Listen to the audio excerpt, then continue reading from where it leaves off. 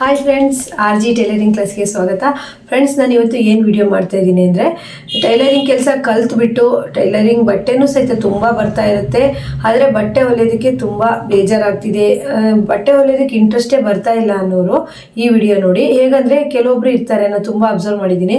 ಈಗ ಏನಾದರೂ ಯೂಟ್ಯೂಬಲ್ಲೇ ಆಗಿರ್ಬೋದು, ಯಾರಾದರೂ ಬಟ್ಟೆ ಹೊಲಿತಿರೋ ವಿಡಿಯೋನ ಹಾಗೆ ತುಂಬ ಇಷ್ಟು ಬ್ಲೌಸ್ ಹೊಲಿದ್ವಿ ಅಷ್ಟು ಬ್ಲೌಸ್ ಹೊಲಿದ್ವಿ ಅಂತ ತೋರಿಸಿರುವಾಗ ನಾವು ಇದೇ ರೀತಿ ಸ್ಟಿಚ್ ಮಾಡಬೇಕು, ನಮ್ಗೆ ಇಷ್ಟು ಬಟ್ಟೆ ಬಂದ್ರೂ ಸಹಿತ ನಾವು ಸ್ಟಿಚ್ ಮಾಡ್ತಿಲ್ಲ ಅಂತ ಹೇಳ್ಬಿಟ್ಟು ಅವರಿಗೆ ಇಂಟ್ರೆಸ್ಟ್ ಬಂದ್ಬಿಟ್ಟು ಒಂದು ಮೋಟಿವೇಶನ್ ಥರ ಆಗ್ಬಿಟ್ಟು ಬಟ್ಟೆನ ಸ್ಟಿಚ್ ಮಾಡೋದಕ್ಕೆ ಕುತ್ಕೊಳ್ತಾರೆ. ಆ ರೀತಿ ಕುತ್ಕೊಂಡ್ರು ಅವ್ರಿಗೆ ಆ ಎನರ್ಜಿ ಅನ್ನೋದು ಒಂದು ಅರ್ಧ ಗಂಟೆ ಮುಕ್ಕಾಲು ಗಂಟೆ ಅಷ್ಟೇ ಇರುತ್ತೆ. ಬೆಳಗ್ಗೆಯಿಂದ ಸಂಜೆವರೆಗೂ ಆ ಎನರ್ಜಿ ಇರೋದಿಲ್ಲ. ಈ ರೀತಿ ಆಗೋರಿಗೆ ನಾನು ಇವತ್ತೊಂದು 4 ಟಿಪ್ಸನ್ನು ಹೇಳ್ತೀನಿ. ನೀವು ಬೆಳಗ್ಗೆಯಿಂದ ಅಂದರೆ ಬೆಳಗ್ಗೆ ನಾನು ಅಷ್ಟೇ ಫ್ರೆಂಡ್ಸ್, ಬೆಳಗ್ಗೆಯಿಂದ ಸಂಜೆವರೆಗೂ ಒಂದೇ ಎನರ್ಜಿಯಲ್ಲಿ ಕೆಲಸ ಮಾಡ್ತಾ ಇರ್ತೀನಿ. ನನಗೆ ನೈಟು ನಮ್ಮದು ಕೆಲಸ ಎಲ್ಲ ಆದಮೇಲೆ ನಾನು ನಿದ್ದೆ ಮಾಡೋದಕ್ಕೆ ಅಂತ ಹೌದು, ಅಲ್ಲಿವರೆಗೂ ನಾನು ಬೇರೆಯವ್ರನ್ನ ಅಷ್ಟು ಬ್ಲೌಸ್ ಹೊಲಿತಾರೆ ಇಷ್ಟು ಬ್ಲೌಸ್ ಹೊಲಿತಾರೆ ಅಂತ ನಾನು ಟೆನ್ಷನ್ ಮಾಡ್ಕೊಳ್ಬೋದು. ನಂದೇನು ಕೆಲಸ ಇದೆ ನಾನು ಮಾಡ್ಕೊಳ್ತಾ ಹೋಗ್ತೀನಿ, ಪ್ರತಿದಿನ ಅದೇ ಕೆಲಸನ ಮಾಡ್ತೀನಿ. ನಾನು ಏನು ಕೆಲಸ ಮಾಡದೆ ಇರೋವಂಥ ದಿನ ಅಂದರೆ ನನಗೆ ಏನಾದರೂ ಅಷ್ಟು ಹುಷಾರಿಲ್ಲದೆ ಆಗಬೇಕು. ಸ್ವಲ್ಪ ಹುಷಾರಿಲ್ಲದೆ ಇದ್ದರೂ ನಾನು ಹೊಲಿತಾ ಇರ್ತೀನಿ. ತುಂಬ ಹುಷಾರಿಲ್ಲದೆ ಎದ್ದು ನಿಲ್ಲಕ್ಕೂ ಆಗಲ್ಲ ಅನ್ನೋ ಸ್ಥಿತಿ ಬಂದರೆ ಮಾತ್ರ ನಾನು ಅವತ್ತು ಕೆಲಸನ ಕಡಿಮೆ ಮಾಡಿರ್ತೀನಿ. ಬೆಳಗ್ಗೆಯಿಂದ ಸಂಜೆವರೆಗೂ ಯಾವ ರೀತಿ ಎನರ್ಜಿಯಿಂದ ಮನೆ ಕೆಲಸ, ಮಕ್ಕಳನ್ನ ನೋಡ್ಕೊಳ್ಳೋದು, ಮನೆಯವರು ನೋಡ್ಕೊಳ್ಳೋದು, ಹಾಗೆ ನಮ್ಮ ಈ ಟೈಲರಿಂಗ್ ಜೊತೆಗೆ ಇನ್ನೂ ಬೇರೆ ಬೇರೆ ಕೆಲಸಗಳಿರುತ್ತೆ.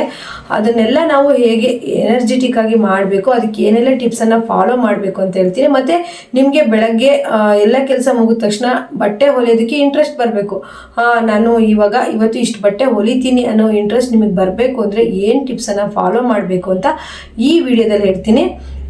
ಫ್ರೆಂಡ್ಸ್, ಯಾರೆಲ್ಲ ನಮ್ಮ ಸ್ನೇಹಿತರು ಟೈಲರ್ಸ್ ಇದ್ದೀರಾ ಅವರಿಗೆ ನಾನು ಏನು ಹೇಳೋದಂದರೆ, ನಿಮಗೆ ಟೈಲರಿಂಗ್ ಕೆಲಸ ಬರ್ತಿದೆಯಾ ಅದಕ್ಕೆ ನೀವು ತುಂಬ ಖುಷಿ ಪಡಬೇಕು. ಬಟ್ಟೆ ಬರ್ತಿದೆಯಾ ಇನ್ನೂ ಖುಷಿ ಪಡಬೇಕು. ಪಾಪ ನನಗೆ ವಿಡಿಯೋದಲ್ಲಿ ಕಮೆಂಟ್ ಮಾಡ್ತಾಯಿದ್ರು, ಮೇಡಮ್ ನಮಗೆ ಬಟ್ಟೆ ಹೊಲಿಯೋದಕ್ಕೆ ಇಂಟ್ರೆಸ್ಟ್ ಇದೆ, ಬಟ್ಟೆ ಬರ್ತಾ ಇಲ್ಲ, ಟೈಲರಿಂಗ್ ಕೆಲಸ ಬರುತ್ತೆ, ಪ್ರತಿಯೊಂದು ಸ್ಟಿಚ್ ಮಾಡ್ತೀನಿ, ನಮಗೆ ಬಟ್ಟೆ ಬರ್ತಾ ಇಲ್ಲ ಅಂತೇಳಿ ನಂಗೆ ಕಮೆಂಟ್ ಮಾಡೋಷ್ಟೊತ್ತಿಗೆ ತುಂಬ ಬೇಜಾರಾಗ್ತಾಯಿತ್ತು. ಯಾಕೆ ಗೊತ್ತಾ, ಅವ್ರಿಗೆ ನೋಡಿ ಕೆಲಸ ಮಾಡೋದಕ್ಕೆ ಇಂಟ್ರೆಸ್ಟ್ ಇದೆ, ಸಮಯನೂ ಇದೆ, ಆದರೆ ಅವ್ರಿಗೆ ಕೆಲಸ ಬರ್ತಾ ಇಲ್ಲ. ಆದರೆ ಕೆಲವೊಬ್ರಿಗೆ ಹೇಗಂದರೆ ತುಂಬ ಬಟ್ಟೆ ಬರ್ತಾ ಇರುತ್ತೆ, ಸಮಯನೂ ಇರುತ್ತೆ, ಆದರೆ ಅವ್ರು ಕೆಲಸ ಮಾಡ್ತಾ ಇರಲ್ಲ. ಅಂದರೆ ಅವರು ಕೆಲಸನ ಕಡಿಮೆ ಮಾಡ್ತಾ ಇರ್ತಾರೆ, ಕಸ್ಟಮರ್ ಕೈಲಿ ಬಯಸ್ಕೊಳ್ತಾ ಇರ್ತಾರೆ. ಆದರೆ ನಾವು ಆ ರೀತಿ ಮಾಡಬಾರ್ದು. ಕಸ್ಟಮರ್ ಫಸ್ಟು ಬಟ್ಟೆ ಕೊಟ್ಟಾಗ ನಾವು ಅದು ಯಾವ ರೀತಿ ಸ್ಟಿಚಿಂಗ್ ಮಾಡಬೇಕು, ಕಟಿಂಗ್ ಮಾಡಬೇಕು, ಅವ್ರಿಗೆ ಫಸ್ಟು ನಾವು ಕೊಡಬೇಕು ಅನ್ನೋದ್ರ ಬಗ್ಗೆ ಯೋಚನೆ ಮಾಡಬೇಕು. ಹಾಗಿದ್ರೆ ಮಾತ್ರ ಬಟ್ಟೆಗಳನ್ನು ಇಸ್ಕೊಳ್ಳಿ. ಫ್ರೆಂಡ್ಸ್, ನಾವು ಬೆಳಗ್ಗೆಯಿಂದ ಸಂಜೆವರೆಗೂ ಯಾವ ರೀತಿ ಎನರ್ಜಿಯಾಗಿ ಕೆಲಸ ಮಾಡಬೇಕು, ನಮಗೆ ಟೈಲರಿಂಗ್ ಕೆಲಸ ಮಾಡೋದಕ್ಕೆ ಯಾವ ರೀತಿ ಇಂಟ್ರೆಸ್ಟ್ ಬರಬೇಕು ಅಂತ ನಾನೊಂದು ಟಿಪ್ಸ್ ಹೇಳ್ತೀನಿ. ಫ್ರೆಂಡ್ಸ್, ನಿಮಗೆ ಏನಾದರೂ ಮಧ್ಯಾಹ್ನ ಟೈಮಲ್ಲಿ ತುಂಬ ನಿದ್ದೆ ಬರುತ್ತೆ, ನನಗೆ ಬಟ್ಟೆ ಹೊಲಿಯೋದಕ್ಕೆ ಇಂಟ್ರೆಸ್ಟ್ ಬರಲ್ಲ ಅಂದರೆ ಸ್ವಲ್ಪ ನೀವು ಬೆಳಗ್ಗೆ ಬಟ್ಟೆ ಹೊಲಿಯೋದು ತುಂಬ ಒಳ್ಳೇದಿರುತ್ತೆ. ಮತ್ತು ಕೆಲವರು ಏನು ಮಾಡ್ತಾರೆ ಅಂದರೆ, ಬೆಳಗ್ಗೆ ಓಕೆ ಅಂದರೆ ಅವರು ಟೈಲರಿಂಗ್, ನೀವು ಮಿಷನ್ ಮೇಲೆ ಟೈಲರಿಂಗ್ ಕೆಲಸ ಮಾಡೋಕೆ ಕೂತಾಗ ಹೊಟ್ಟೆ ಫುಲ್ಲು ಊಟ ಮಾಡಿ ಕುತ್ಕೋಬೇಡಿ. ಆ ರೀತಿ ಕುತ್ಕೊಂಡಾಗೂ ಸಹಿತ ನಿದ್ದೆ ಬರುವಂಥ ಚಾನ್ಸಸ್ ಇರುತ್ತೆ. ಹಾಗೆ ಮತ್ತು ನೀವು ಟೈಲರಿಂಗ್ ಈಗ ಒಂದು ಬ್ಲೌಸನ್ನು ನೀವು ಸ್ಟಿಚ್ ಮಾಡೋದಕ್ಕೆ ತಗೊಳ್ತೀರಾ ಅಂತಂದರೆ ಆ ಬ್ಲೌಸ್ ಸ್ಟಿಚ್ ಆಗೋಲಿವರೆಗೂ ನಾನು ಮೊಬೈಲನ್ನು ನೋಡಲ್ಲ, ಚೆಕ್ ಮಾಡಲ್ಲ ಮೊಬೈಲನ್ನು ಅಂತೇಳ್ಬಿಟ್ಟು ದೂರದಲ್ಲಿ ಇಡಿ. ಹತ್ತಿರದಲ್ಲಿ ಇದ್ರೂ ಸಹಿತ ನೀವು ಯಾವುದೇ ಥರ ನೆಟ್ ಆಫ್ ಮಾಡಿಡಿ, ಯಾವುದೇ ಥರ ಮೆಸೇಜು ಬರದೇ ಇರೋ ರೀತಿ ಇಡಿ. ಯಾಕಂದರೆ ನಮ್ಮ ಒಂದು ಇಂಟ್ರೆಸ್ಟ್ ಕೊಟ್ಟು ಬಟ್ಟೆ ಹೊಲಿತಾ ಇರೋದನ್ನು ಹಾಳು ಮಾಡೋದು ನಮ್ಮ ಮೊಬೈಲೇ ಅನ್ಬೋದು. ಯಾಕಂದರೆ ನಾನು ಈಗ ನೋಡಿ, ಈಗ ಸದ್ಯ ಮೊಬೈಲ್ ಬಂದಿದೆ. ಈಗ 10 ವರ್ಷದ ಹಿಂದೆ ನನ್ನ ಹತ್ರ ಮೊಬೈಲ್ ಇಲ್ದಾಗ ನಾನು ದಿನಕ್ಕೆ ಎಷ್ಟು ಬ್ಲೌಸ್ ಹೊಲಿತಿದ್ದೆ, ಈಗ ಎಷ್ಟು ಬ್ಲೌಸ್ ಹೊಲಿತಿದ್ದೀನಿ ಅಂತೇಳಿ ನಾನು ಕೌಂಟ್ ಮಾಡ್ತೀನಿ. ಹಾಗೆ ಇರುವಾಗ ನಾನು ಒಂದು ಬ್ಲೌಸನ್ನು ಕಟ್ಟಿಂಗ್ ಮಾಡಿ ಸ್ಟಿಚಿಂಗ್ ಮಾಡೋಕ್ಕೆ ಕೂತೆ ಅಂದರೆ ಮೊಬೈಲನ್ನು ದೂರ ಇಟ್ಬಿಡ್ತೀನಿ. ಅಂದರೆ ನಾವೀಗ ನೆಟ್ ಆನೇ ಇತ್ತು ಅಂದರೆ ಮೆಸೇಜ್ ಎಲ್ಲ ಬರ್ತಾರೆ, ನಮಗೆ ನೋಡಬೇಕು ಯಾರು ಮೆಸೇಜ್ ಮಾಡಿದ್ರು ಅನ್ನೋ ಒಂದು ಇಂಟ್ರೆಸ್ಟ್, ಕುತೂಹಲ ಇರುತ್ತಲ್ವ. ಹಾಗಾಗಿ ನಾವು ನೋಡ್ತೀವಿ, ಇನ್ಸ್ಟಾಗ್ರಾಮ್ ಆಗಿರ್ಬೋದು, ಫೇಸ್ಬುಕ್ ಆಗಿರ್ಬೋದು, ಹಾಗೆ ವಾಟ್ಸಪ್ ಆಗಿರ್ಬೋದು, ಮೆಸೇಜ್ಗಳ ಮೇಲೆ ಮೆಸೇಜ್ ಬಂದಾಗ ನಾವು ನಮ್ಮ ಇಂಟ್ರೆಸ್ಟ್ ಅನ್ನೋದು ಒಂದು ಗಮನ ಕೊಟ್ಟು ಹೊಲಿತಾ ಇರೋದು ನಮಗೆ ಹಾಳಾಗುತ್ತೆ. ಆ ರೀತಿ ನೀವು ಸ್ವಲ್ಪ ಅಂದರೆ ಒಂದು ಬ್ಲೌಸ್ ಹೊಲಿಯೋವರೆಗೂ ನಾನು ಈ ಮೊಬೈಲನ್ನು ಮುಟ್ಟಲ್ಲ. ಒಂದು ಬ್ಲೌಸ್ ಹೊಲಿದ್ರ ಮೇಲೆ ನೀವು 5 ನಿಮಿಷ ಅದಕ್ಕೆ ಟೈಮ್ ಕೊಡಿ. 5 ನಿಮಿಷ ಟೈಮ್ ಕೊಟ್ಬಿಟ್ಟು ನೋಡಿ. ಅಂದರೆ ನಾವು ಟೈಲರ್ಸ್ ಆಗಿರ್ತೀವಿ, ಟೈಲರಿಂಗ್ ವಿಡಿಯೋನೇ ನೋಡ್ತಾ ಇರ್ತೀವಿ ನೋಡಿ. ಯಾಕಂದರೆ ನಾವು ಯೂಟ್ಯೂಬು ಅಥವಾ ಇನ್ಸ್ಟಾಗ್ರಾಮ್ ಯಾವುದೇ ನೋಡಿದ್ರು ನಮ್ಮ ನಾಲೆಡ್ಜ್ ಬೆಳೆಯುತ್ತೆ. ತೀರಾ ಜಾಸ್ತಿ ನೋಡಬೇಡಿ, ಅದಕ್ಕೆ ಡಿಪೆಂಡ್ ಆಗಿರೋದು. ನಮಗೆ ಬಂದಿರೋ ಕೆಲಸಗಳನ್ನು ಬಿಟ್ಬಿಟ್ಟು ಅದನ್ನೇ 24 ಗಂಟೆ ನೋಡ್ತಾ ಇದ್ರೆ ನಮ್ಮ ದುಡಿಮೆ ಹಾಳಾಗುತ್ತೆ, ನಮ್ಮ ಕಸ್ಟಮರ್ ಹಾಳಾಗ್ತಾರೆ ಮೊದಲನೇದು. ಎರಡನೇದು, ನಾವು ಟೈಲರ್ಸ್ ಆಗಿರ್ತೀವಲ್ವಾ, ನಮಗೆ ಬಟ್ಟೆ ಈಗ ಅಂಗಡಿಗೆ ಬರೋರಾಗಿರ್ಬೋದು, ಮನೆಯಲ್ಲೇ ಬಟ್ಟೆ ಹೊಲಿಯೋರಾಗಿರ್ಬೋದು, ನಮಗೆ ಬಟ್ಟೆ ಹೊಲಿಯೋದಕ್ಕೆ ಅಂತ ಬಂದಾಗ ಇಂಟ್ರೆಸ್ಟ್ ಬಂದು ಬೇಗ ಬೇಗ ನಾವು ಬಟ್ಟೆ ಹೊಲಿಯೋಕಂದ್ರೆ ಹಿಂದಿನ ದಿವಸ ನೀವು ಆದಷ್ಟು ನಾನು ತುಂಬ ವಿಡಿಯೋಗಳಲ್ಲಿ ಹೇಳಿದ್ದೀನಿ, ಲೈನಿಂಗು ಆಗಿರ್ಬೋದು, ಕಟ್ಟಿಂಗ್ ಮಾಡಿ ಆಗಿರ್ಬೋದು ಮಾಡಿ ಇಟ್ಕೊಂಡಾಗ ನೀವು ಬೇಗ ಬೇಗ ಸ್ಟಿಚ್ ಮಾಡ್ತೀರಿ. ಅದೇ ಫ್ರೆಂಡ್ಸ್, ನಾನೊಂದು ನಿಮಗೆ ಒಂದು ಉದಾಹರಣೆ ಕೊಡ್ತೀನಿ. ಏನಂದರೆ, ನಮ್ಮ ಯಾಸ್ಮಿನಿಗೆ ನಾನು ಅವಳು ಬೆಳಗ್ಗೆ ಬರೋ ಅಷ್ಟೊತ್ತಿಗೆ ಇವತ್ತು ನಾನು 10 ಬ್ಲೌಸ್ ಕಟ್ ಮಾಡಿ ಇಟ್ಟಿದ್ದೀನಿ ಕಡೆ ಅಂದರೆ ಅವಳಿಗೆ ತುಂಬ ಖುಷಿ ಆಗುತ್ತೆ. ಅಂದರೆ ಲೈನಿಂಗು ಪ್ರತಿಯೊಂದು ರೆಡಿ ಮಾಡಿ ಇಟ್ಟಿರ್ತೀನಿ. ಅವಳು ಅವತ್ತು 8 ಬ್ಲೌಸ್ ಹೊಲಿದು ಮುಗಿಸಿರ್ತಾಳೆ. ಯಾಕಂದ್ರೆ ಅವಳು ಎಲ್ಲೂ ಪದೇ ಪದೇ ಹೇಳೋದಿಲ್ಲ. ಆದರೆ ಅವಳಿಗೆ ಇಂಟ್ರೆಸ್ಟ್ ಇರಬೇಕು. ನಮಗೆ ಪದೇ ಪದೇ ಹೇಳೋಕ್ಕಿಲ್ಲ ಅಂತ ಹೇಳ್ಬಿಟ್ಟು ಇಂಟ್ರೆಸ್ಟ್ ಇಲ್ಲ, ಇಲ್ಲೇ ಮೊಬೈಲ್ ನೋಡ್ಕೊಂಡು ಕೂತ್ಲು ಅಂದರೆ ಅವಳು 8 ಬ್ಲೌಸನ್ನು ಹೊಲಿಯೋದಿಲ್ಲ. ನಾನು ಹಿಂದಿನ ದಿವಸನೇ ಕಟ್ಟಿಂಗ್ ಮಾಡಿಟ್ಟಿರ್ತೀನಿ. ಅವಳಿಗೆ ಅದೆಷ್ಟು ಖುಷಿ ಆಗುತ್ತೆ ಅಂದರೆ, ಅಕ್ಕ ನೀವು ಇದೇ ರೀತಿ ಕಟ್ಟಿಂಗ್ ಮಾಡ್ತಾ ಇಟ್ಟಿರಿ, ನಾನು ಹೊಲ್ದೊಳ್ದು ಹಾಕ್ತೀರಿ ಅಂತ ಹೇಳ್ತಾರೆ.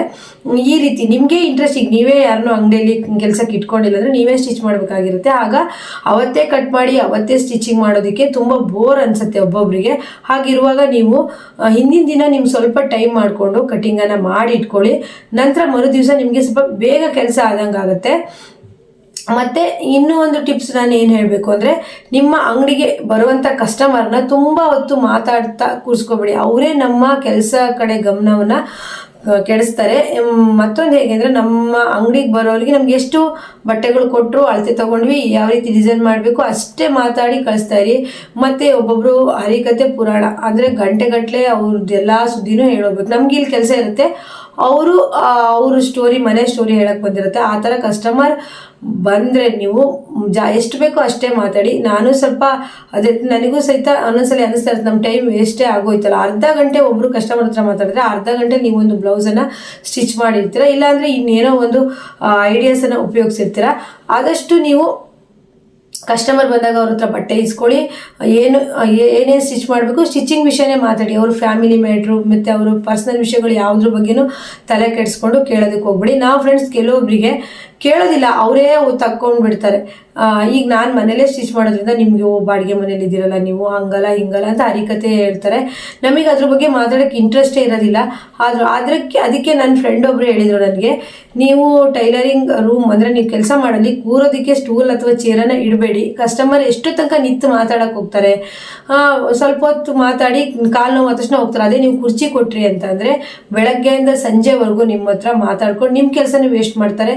ಅವರಿಗಂತೂ ಕೆಲಸ ಇರೋದಿಲ್ಲ, ನಿಮ್ಮ ಕೆಲಸನೂ ವೇಸ್ಟ್ ಮಾಡ್ತಾರೆ. ಈ ರೀತಿ 3ನೇ ಟಿಪ್ಸು, ಯಾವುದೇ ರೀತಿ ಕಸ್ಟಮರ್ ಆಗಿರ್ಬೋದು, ಅಕ್ಕಪಕ್ಕದವರಾಗಿರ್ಬೋದು, ನೀವು ಮಾತಾಡಿ ಟೈಮ್ ವೇಸ್ಟ್ ಮಾಡಿ. ನೀವೇನೋ ಬೇಕಾದ್ರೆ ನನಗೆ ತುಂಬ ಸರಿ ಆಗಿದೆ ಫ್ರೆಂಡ್ಸ್ ಈ ಅನುಭವಗಳೆಲ್ಲ. ಹೇಗಂದರೆ, ನಾನು ಬಟ್ಟೆ ಹೊಲಿಯೋದಕ್ಕಂತ ಹಿಂದಿನ ದಿವಸನೇ ಕಟ್ಟಿಂಗ್ ಏನೋ ಮಾಡ್ಕೊಂಡಿರ್ತೀನಿ, ಎಲ್ಲ ಜೋಡಿಸಿ ಮಿಷನ್ ಮೇಲೆ ಇಟ್ಟಿರ್ತೀನಲ್ವ. ಆ ಬಟ್ಟೆನ ಹೊಲಿಯೋಕ್ಕೆ ಬಂದಾಗ ಯಾರೋ ಒಬ್ಬರು ಬಂದರು, ಅಕ್ಕಪಕ್ಕದ ಮನೆಯವರು ಇಲ್ಲ ಕಸ್ಟಮರು ಯಾರೋ ಒಬ್ಬರು ಬಟ್ಟೆ ಕೊಡೋಕೆ ಬಂದರು. ನಾವು ಅವರಿಗೆ ಬಟ್ಟೆ ಕೊಡೋಕೆ ಬಂದರೆ ಇಸ್ಕೋಬೇಕಾಗತ್ತೆ, ಪಕ್ಕದ ಮನೆಯವರು ಆದರೆ ಮಾತಾಡಿಸ್ಬೇಕಾಗತ್ತೆ. ಬಟ್ಟೆ ಎಲ್ಲ ಕೊಟ್ಟರು, ಆಯಿತು, ಅವ್ರಿಗೆ ಒಳ್ಳೆ ಚೇರ್ ಹಾಕ್ಕೊಟ್ಟಿದ್ರೆ ಅಂದರೆ ಅವ್ರು ಆರಾಮಾಗಿ ಕೆಲಸ ಎಲ್ಲ ಮುಗಿಸ್ ಬಂದಿರ್ತಾರೆ, ಕೂತ್ಕೊಂಡ್ರು. ನಮಗೆ ಈ ಕಡೆ ನಮಗೆ ಗಮನ ಕೊಟ್ಟು ಸ್ಟಿಚ್ ಮಾಡೋದಕ್ಕೆ ಬಿಡೋದಿಲ್ಲ. ಮತ್ತು ಯಾವ್ದಾದ್ರು ಕಸ್ಟಮರ್ ಬಂದರು ನಮ್ಗೆ ಅವ್ರ ಕಡೆ ಗಮನ ಕೊಡೋದಕ್ಕೆ ಸಹಿತ ಬಿಡೋದಿಲ್ಲ. ನಿಮ್ದೇನು ಅವ್ರು ಬಂದರು ಬಟ್ಟೆ ಇಸ್ಕೊಳ್ರಿ, ಹಾಗೆ ಚೇರ್ ಮಾತ್ರ ಇಡೋದಕ್ಕೂ ಚೇರು ಕುರ್ಚಿ. ನಾನು ಮೊದಲು ಅದೇ ತಪ್ಪು ಮಾಡ್ತೀನಿ. ನನ್ನ ಫ್ರೆಂಡ್ ಒಬ್ಬರು ನನಗೆ ಅದು ನನಗೆ ಐಡಿಯಾ ಕೊಟ್ಟಿದ್ದು, ನೀವು ಯಾವುದೇ ಕಸ್ಟಮರ್ ಬಂದರೂ ಏನು ಸ್ಟಿಚಿಂಗ್ ಅದು ಕೇಳಿ ಸುಮ್ಮನೆ ಇದ್ಬಿಡಿ, ಕುತ್ಕೊಳ್ಳಿ ಅಂತ ಅವ್ರಿಗೆ ಆರಾಮ್ ಚೇರ್ ಕೊಟ್ಟರೆ ಅಂದರೆ ಅವರು ಗಂಟೆಗಟ್ಟಲೆ ನಿಮ್ಮ ಟೈಮನ್ನು ವೇಸ್ಟ್ ಮಾಡ್ತಾರೆ. ನಮಗೆ ಇಂಪಾರ್ಟೆಂಟು, ದುಡ್ಡಿಗಿಂತ ಇಂಪಾರ್ಟೆಂಟು ಸಮಯ. ಒಂದು 5 ನಿಮಿಷ ಸಮಯ ಹೋಯಿತು ಅಂದರೆ ಅಷ್ಟು 5 ನಿಮಿಷಕ್ಕೆ ನಾವು ಒಂದು 300 ರೂಪಾಯಿ ದುಡಿಯೋಂಥ ಕೆಲಸನ ಹಾಳು ಮಾಡ್ಕೊಳ್ತೀವಿ ಫ್ರೆಂಡ್ಸ್. ಅದಕ್ಕೆ ಹೇಳೋದು, ನಾನು ನಿಮಗೆ ಬಟ್ಟೆ ಹೊಲಿಯೋದಕ್ಕೆ ಇಂಟ್ರೆಸ್ಟ್ ತುಂಬ ಜನ ಹಾಗೆ ಬರೋ ಅಂಥ ಅಕ್ಕಪಕ್ಕದ ಮನೆಯವರು ಕಸ್ಟಮರ್ ಜೊತೆಗೆ ಮಾತಾಡಿನೇ ಟೈಮ್ ವೇಸ್ಟ್ ಮಾಡ್ತಾರೆ. ಮತ್ತು ಆದಷ್ಟು ನೀವು ಮನೆ ಕೆಲಸನ ಬೇಗ ಬೇಗ ಮುಗಿಸ್ಕೊಳ್ಳೋದು. ಅಂದರೆ ಒಬ್ಬೊಬ್ರು ಹೇಗಂದರೆ ದಿನ ಇಡೀ ಮನೆ ಕೆಲಸ ಮಾಡ್ತಾನೆ ಇರ್ತಾರೆ, ಮಾಡ್ತಾ ಇರ್ತಾರೆ ಕೆಲಸ. ನೀವು ಟೈಲರ್ ಆಗಿದ್ದೀರಾ, ನಾನು ಟೈಲರಿಂಗು ಬೇರೆ ಟೈಲರ್ ಈಗ ಬೇರೆ ಟೈಲರ್ ಅವಳು ಎಷ್ಟು ಬ್ಲೌಸ್ ಹೊಲಿತಾಳೆ, ನನಗೆ ಅದು 1 ಬ್ಲೌಸ್ 2 ಬ್ಲೌಸ್ ಹೊಲಿಯೋದಕ್ಕೆ ಆಗೋದಿಲ್ಲ ಮನೆ ಕೆಲಸ ಮಾಡಿಕೊಂಡು ಅಂತ ಅಂದ್ಕೊಳ್ತಾ ಇರ್ತಾರೆ. ನೀವು ಮನೇಲಿ ಇದ್ರೂ ಸಹಿತ ಬಟ್ಟೆಗಳನ್ನು ನೀವು ದಿನಕ್ಕೆ 5 ರಿಂದ 6 ಬ್ಲೌಸ್ ಹೊಲಿಬೋದು. ಅದು ಹೇಗಂದರೆ ನೀವು ಮನೆ ಕೆಲಸಗಳನ್ನ ಬೇಗ ಬೇಗ ಮಾಡಿ ಮುಗಿಸ್ಕೊಳ್ಳೋದು, ಮತ್ತು ಬೆಳಗ್ಗೆ ಸ್ವಲ್ಪ ಬೇಗ ಹೇಳೋದು. ನೀವು ಬೆಳಗ್ಗೆ ಟೈಲರೇ ಆಗಿದ್ದೀರಾ, ನಾನು ಜಾಸ್ತಿ ಅರ್ನಿಂಗ್ಸ್ ಮಾಡಬೇಕು ಅಂದರೆ ಸ್ವಲ್ಪ ಬೆಳಗ್ಗೆ ಬೇಗ ಎದ್ಬಿಟ್ಟು ಮನೆ ಕೆಲಸನ ಮುಗಿಸ್ಕೊಂಡು ಸ್ಟಿಚಿಂಗ್ ಕೂರಿ. ಆದಷ್ಟು ನೀವು ಎಷ್ಟು ಬೇಗ ಸ್ಟಿಚಿಂಗ್ ಮಾಡೋದಕ್ಕೆ ಕೂರ್ತಿರೋ ಅಷ್ಟು ನಿಮಗೆ ಎನರ್ಜಿ ಇರುತ್ತೆ. ಅದೇ ನೀವು ಮಧ್ಯಾಹ್ನ ಮೇಲೆ 2 ಗಂಟೆ ಮೇಲೆ ನಾನು ಇವಾಗ ಕೂರ್ತಾ ಇದ್ದೀನಿ ಸ್ಟಿಚಿಂಗ್ ಮಾಡೋಕ್ಕಿಂತ ನಿಮ್ಮ ಎನರ್ಜಿ ಡೌನ್ ಆಗಿರುತ್ತೆ. ಹಾಗೆ ಫ್ರೆಂಡ್ಸ್, ಸೂರ್ಯ ಹುಟ್ಟೋ ಟೈಮಲ್ಲಿ ನಮಗೆ ಒಂದು ಇರೋ ಎನರ್ಜಿ, ಸೂರ್ಯ ಅಂದರೆ ಮುಳುಗ್ತಾ ಬಂದೋ ಟೈಮಲ್ಲಿ ನಮ್ಗೆ ಆ ಎನರ್ಜಿ ಇರೋದಿಲ್ಲ.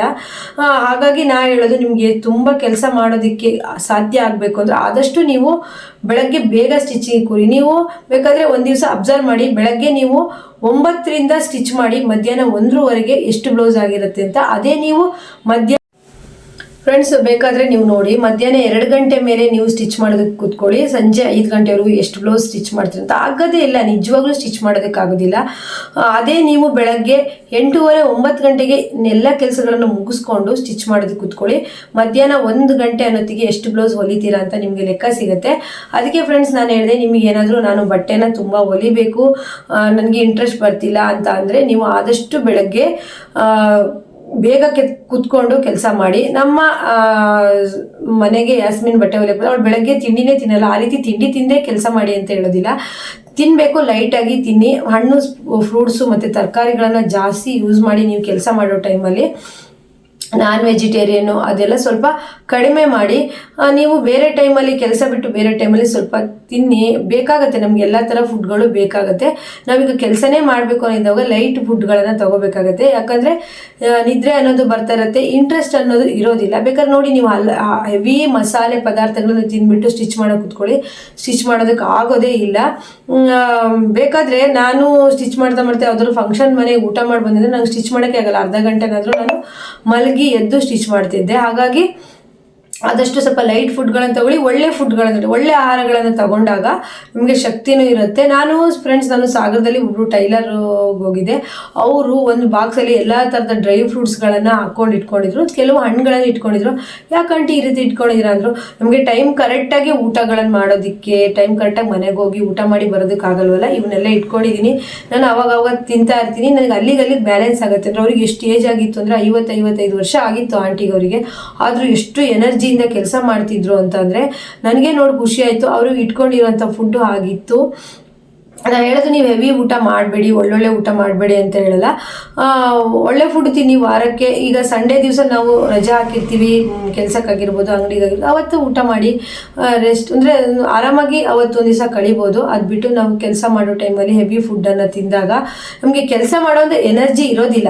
ನಾ ಅದನ್ನ ಬಗ್ಗೆ ಹೇಳ್ತಿದ್ದೆ. ಹಾಗಂತ ನೀವು ಊಟ ತಿಂಡಿ ಬಿಟ್ಬಿಟ್ಟು ಕೆಲಸ ಮಾಡಿ ಅಂತಲ್ಲ. ಒಳ್ಳೆ ಫುಡ್ಗಳನ್ನು ತಗೊಂಡು ನಾವು ಕೆಲಸ ಮಾಡೋಕ್ಕೆ ಇರೋ ಇಂಟ್ರೆಸ್ಟು ಹೆವಿ ಫುಡ್ಗಳನ್ನು ತಗೊಂಡಾಗ ಇರೋದಿಲ್ಲ. ಬೇಕಾದ್ರೆ ನೀವು ಟ್ರೈ ಮಾಡಿ. ಹಾಗೆ ಫ್ರೆಂಡ್ಸ್, ನಾನು ಟೈಲರಿಂಗ್ ಕೆಲಸ ಮಾಡ್ತಾ ತುಂಬಾ ವರ್ಷ ಆಯಿತು.